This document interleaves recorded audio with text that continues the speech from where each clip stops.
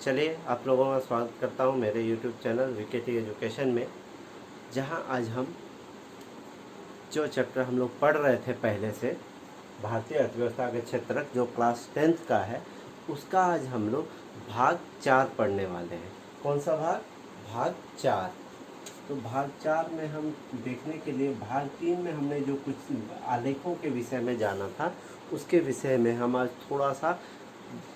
थोड़ा चर्चा करते हुए आगे बढ़ेंगे, ताकि आपका जो टॉपिक है वो ज़्यादा क्लियर हो पाए। ठीक है, तो चलिए देखते हैं।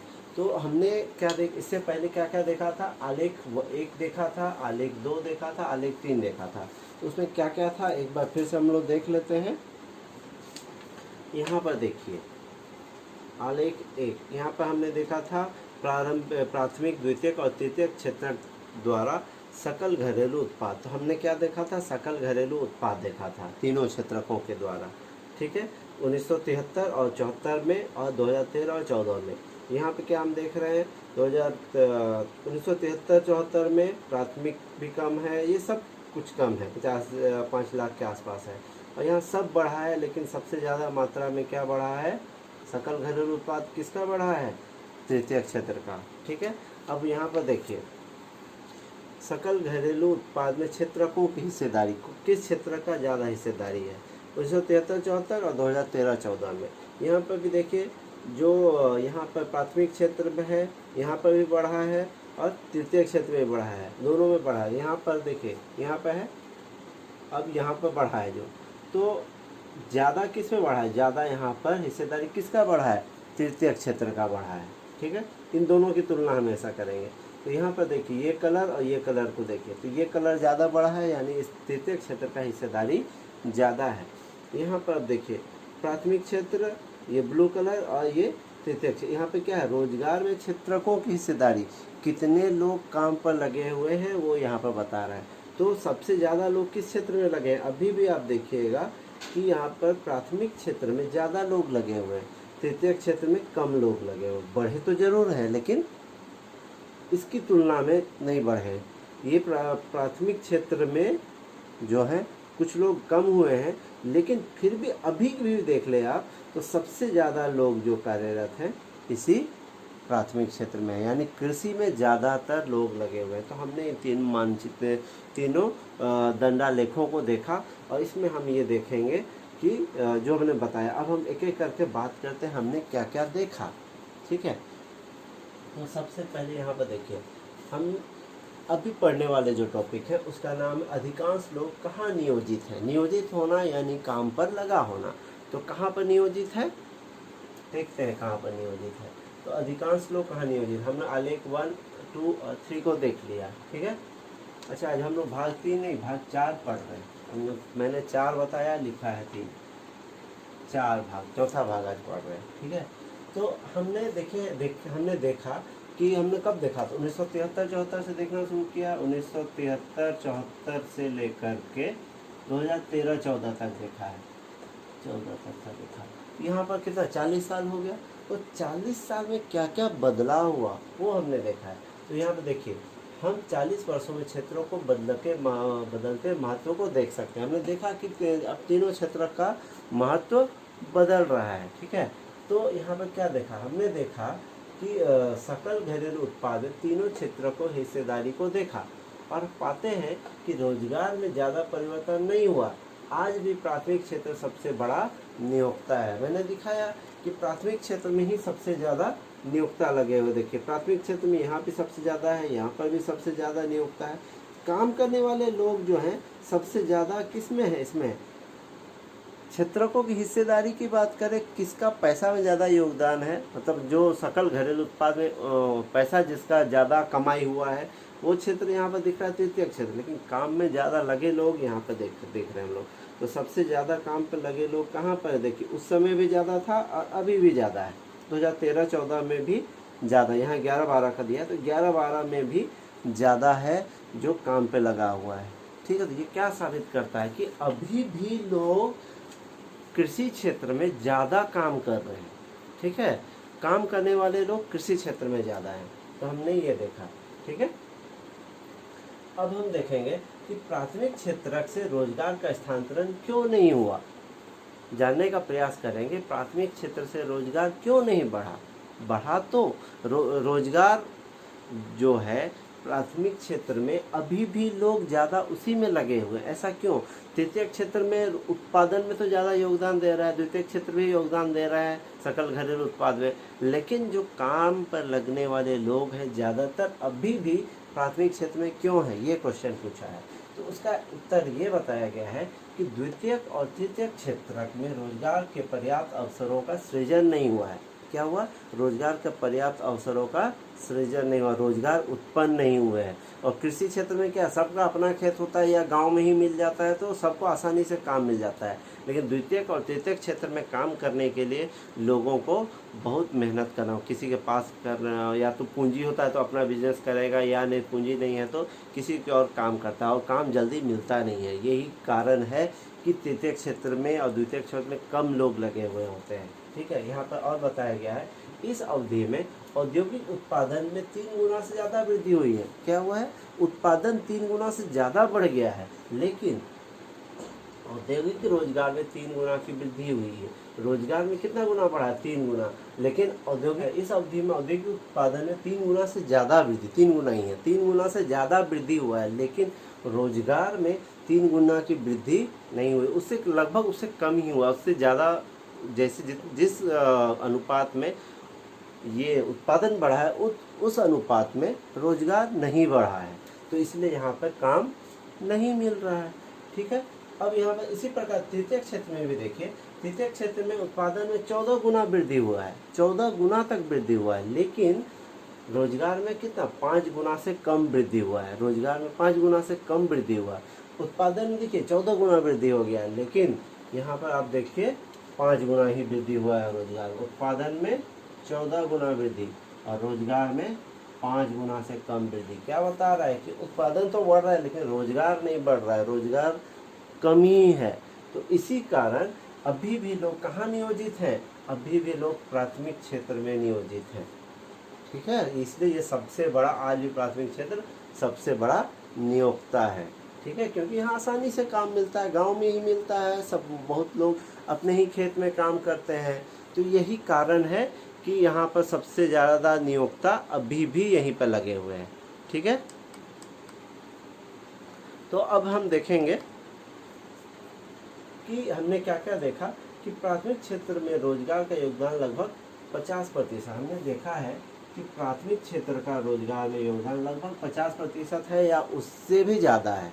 ठीक है, हमने ये मानचित्र में देखिए, आप ये दंडा लेख में देखिए, यहाँ पे 49% दिया गया है, तो 49% है यानी लगभग 50 के आसपास है। तो या तो 50 है या उससे कुछ कहीं कहीं ज़्यादा भी मिलेगा। मान के चलते हैं 50% लोग जो हैं कृषि क्षेत्र के अभी भी लगे हुए हैं, प्राथमिक क्षेत्र में ही रोजगार में है। क्या है? कुल श्रमिक का आधा जो या उससे अधिक जो है अभी भी प्राथमिक क्षेत्र के रोजगार में लगे हुए हैं। ठीक है, पर प्राथमिक क्षेत्र का जो जीडीपी में योगदान जो है 1/4 है। जो जीडीपी में इनका योगदान, जीडीपी यानी सकल घरेलू उत्पाद, सकल घरेलू उत्पाद में प्राथमिक क्षेत्र का योगदान जो है 1/4 है, 1/4। ठीक है, 1/4 भाग ही है जो इसमें लगा हुआ है। ठीक है, तो ये क्या बता रहा है कि रोजगार में जो है, रोजगार में योगदान इसका कितना है? 50% से अधिक है, लेकिन जो देश का कमाई है, देश कितना कमाता है, उसमें योगदान इसका बहुत कम है। क्या साबित कर रहा है? क्या जरूरत से ज़्यादा लोग लगे हुए हैं, काम ज़्यादा लोग कर रहा है, कमाई कम हो रहा है।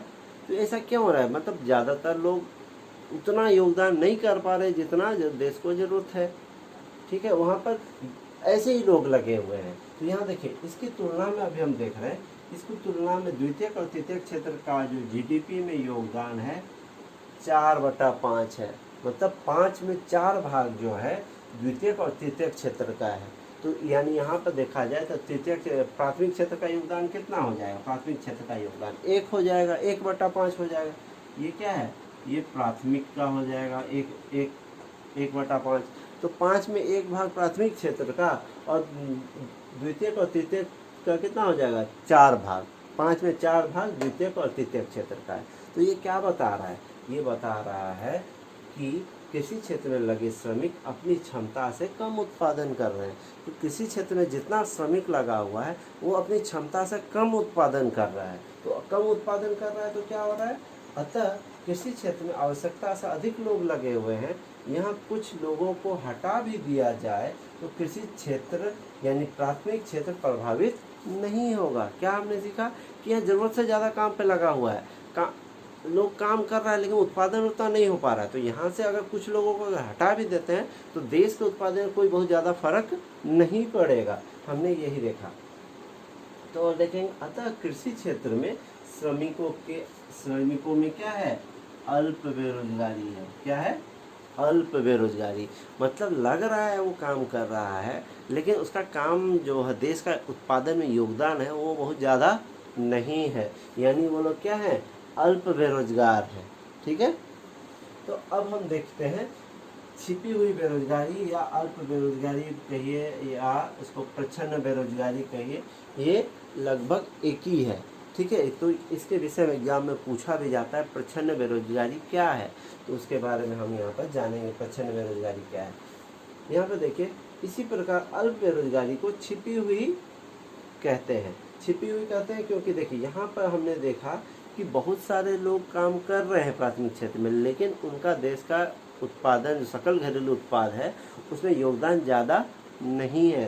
तो उत्पादन में उसका योगदान ज़्यादा नहीं है, यानी वो काम करते हुए प्रतीत हो रहे हैं लेकिन वो उनका काम कर रहा है नहीं कर रहा है पता भी नहीं चल रहा है वो, क्योंकि वो उसको अगर काम से वहाँ से हटा भी दिया जाए तो देश के उत्पादन जो सकल घरेलू उत्पाद में उसमें कोई ज़्यादा फर्क नहीं पड़ेगा।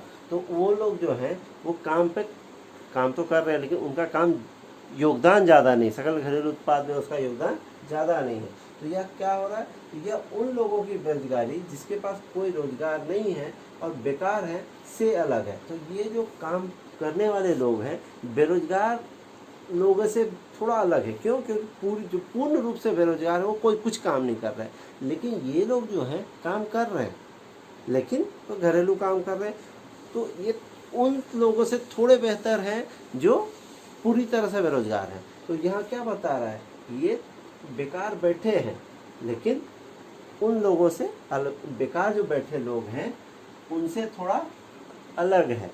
ठीक है। यानी ये कुछ न कुछ काम कर रहे हैं और इनका काम जो है वो गिना नहीं जा रहा है, इसलिए क्या है, इसको खुली बेरोजगारी, इसलिए इसे प्रच्छन्न बेरोजगारी भी कहा जाता है। इसको क्या कहा जाता है, प्रच्छन्न बेरोजगारी कहा जाता है या छिपी हुई बेरोजगारी कही जाती है। क्योंकि ये जो काम कर रहे हैं ये बता ही दिया इनका सकल घरेलू उत्पाद में योगदान ना के बराबर है या नहीं। समझिए इनको अगर वहाँ से प्राथमिक क्षेत्र से निकाल भी दिया जाए तो प्राथमिक क्षेत्र में बहुत ज़्यादा प्रभाव नहीं पड़ने वाला है। तो यहाँ इस चीज़ को समझने के लिए कहानी दिया गया है आपके पुस्तक में। एक है लक्ष्मी की कहानी और एक है सुखराम की कहानी। लक्ष्मी जो है छोटा किसान है। छोटा किसान किसको बोलते हैं, जिसके पास बहुत सीमांत भूमि 2 हेक्टेयर से कम की भूमि होती है और वो क्या करती है अपने खेत में अपना खेती कर रही है और अपना पालन पोषण कर रही है। उसी जगह वो अपने खेत में पालन कर रही है। उस जगह जो एक ये है सुखराम, वो बड़ा भूस्वामी है। यहाँ पे क्या कर रहा है, जो लक्ष्मी है अपने खेत में काम कर रही है, उसी से उसका परिवार चल रहा है। उसमें जितने लोग परिवार के लोग उसमें काम पे लगे हुए हैं। लेकिन यहाँ पर सुखराम है, सुखराम क्या करता है, उसको अपने खेत में काम कराना है तो लक्ष्मी के यहाँ से कुछ लोगों को उठा के लाता है और अपने खेत में काम करवाता है। तो इससे क्या होता है, लक्ष्मी के खेत में जो उत्पादन हो रहा है उसमें कोई ज़्यादा फर्क नहीं पड़ा, क्योंकि वो जितना काम हो रहा था सब मिल के कर रहे थे। अब 2-3 लोग मिल के भी काम कर ले रहे हैं। अब यहाँ पर जो 2 लोग एक्स्ट्रा है, मान लीजिए लक्ष्मी के परिवार 5 लोग हैं, तो 5 लोग में से 2 लोगों को उठा के ये सुखराम ले आया है। तो सुखराम का काम तो हो गया और यहाँ से क्या हुआ, लक्ष्मी के खेती में कोई फर्क नहीं पड़ा, वो 3 लोग भी उतना ही काम कर ले रहे। और वहाँ से 2 आदमी जो यहाँ से उठ के आया है, यहाँ से 2 आदमी जो इसका खेत में काम करने आया है, उसको क्या मिल रहा है, अतिरिक्त आय मिल रहा है। क्या मिल रहा है, अतिरिक्त आय मिल रहा है, यानी कुछ ये एक्स्ट्रा कमाया। तो ये अतिरिक्त आय कमाया तो लक्ष्मी के जीवन में थोड़ा सुधार हुआ या नहीं हुआ, होगा ही, क्योंकि यहाँ से अतिरिक्त आय मिलेगा तो लक्ष्मी का जीवन सुधरेगा ही। तो उसी प्रकार देश में भी है, जरूरत बहुत खेती में देखेंगे या प्राथमिक क्षेत्र में ज़रूरत से ज़्यादा लोग लगे हुए हैं, वो अगर द्वितीयक क्षेत्र की ओर थोड़ा बढ़ते हैं तो द्वितीयक क्षेत्र में सुधार भी होगा और देश का उत्पादन भी बढ़ेगा। तो यही आपके पुस्तक में बताया गया है। अगर आपको मेरा वीडियो पसंद आता है और कुछ पूछना है तो आप कमेंट सेक्शन में जाके पूछ भी सकते हैं। मैं आज अपना नंबर भी दे रहा हूँ ताकि आपको अगर कुछ पूछना भी हो तो मुझसे फ़ोन कर सकते हैं। और आज से मैं एक और काम करूँगा कि आप लोगों को कम से कम 1 या 2 क्वेश्चन लिखने को दूंगा, जो आपका होमवर्क होगा। आप उस पर काम करेंगे और मुझे उसका उत्तर लिख कर भेजेंगे, ठीक है। तो इसके लिए आप तैयार हैं ना? अगर तैयार हैं तो आप उत्तर लिखना शुरू कर दीजिए। मैं आपको प्रश्न देता हूँ, ठीक है। चलो, मैंने अभी आपको कहा था आज से मैं होमवर्क देना शुरू कर रहा हूँ। ये है होमवर्क, आप लोगों का होमवर्क मिला है। तो यहाँ पे एक और चीज़ बता दूँ, एक बार अभी यहाँ पर दिख रहा है खुली बेरोजगारी और प्रच्छन्न बेरोजगारी, इसको और एक बार क्लियर कर देता हूँ। मैंने 3 क्वेश्चन दिए हैं आप लोगों को। सकल घरेलू उत्पाद क्या है, तृतीय क्षेत्र अन्य क्षेत्रों से कैसे भिन्न, अन्य क्षेत्र यानी प्राथमिक क्षेत्र और द्वितीय क्षेत्र से कैसे भिन्न है, ये क्वेश्चन पूछा जा रहा है। और यहाँ एक और क्वेश्चन मैंने दिया है, खुली बेरोजगारी और प्रच्छन्न बेरोजगारी में विभेद करें। तो यहाँ पर आप खुली बेरोजगारी लिखेंगे, खुली बेरोजगारी, और इधर प्रच्छन्न बेरोजगारी, प्रच्छन्न बेरोजगारी, ठीक है। तो यहाँ पर देखिए खुली, खुली मतलब खुला। अभी तुरंत मैंने बताया था कि जो ये लोग हैं जो इस क्षेत्र में काम कर रहे हैं, जो कृषि क्षेत्र में मैंने बताया कि ज़रूरत से ज़्यादा लोग काम पे लगे हुए हैं, तो वो लोग क्या है, उन लोगों का काम नहीं दिख रहा है। उन लोग काम करते हुआ प्रतीत हो रहा है लेकिन उनका काम नहीं दिख रहा है। तो इस तरह की बेरोजगारी को प्रच्छन्न बेरोजगारी या फिर छिपी हुई बेरोजगारी कहते हैं। छिपी हुई बेरोजगारी, ये दोनों एक ही है, ठीक है। छिपी हुई बेरोजगारी कहिए या प्रच्छन्न बेरोजगारी कहिए, एक ही है। लेकिन यहाँ खुली हुई बेरोजगारी अभी वहीं पर बताया था कि कुछ लोग हैं जो यहाँ पर काम करते लोग उस लोगों से बेहतर है जो बेकार बैठे हैं। बेकार बैठे यानी यहाँ पर पूर्ण बेरोजगार है, पूर्ण रूप से बेरोजगार। तो इन लोगों से कैसे भिन्न है, थोड़ा सा यही आपको बताना है, ठीक है। तो आप उम्मीद है समझ गए हो। अगर नहीं समझ में आता है तो मैं यहाँ नंबर भी लिख रहा हूँ मेरा, आप मुझे कॉल करके भी पूछ सकते हैं, 720 970 2605, ठीक है। ये मेरा मोबाइल नंबर है, आप इस पर कॉल भी कर सकते हैं। धन्यवाद।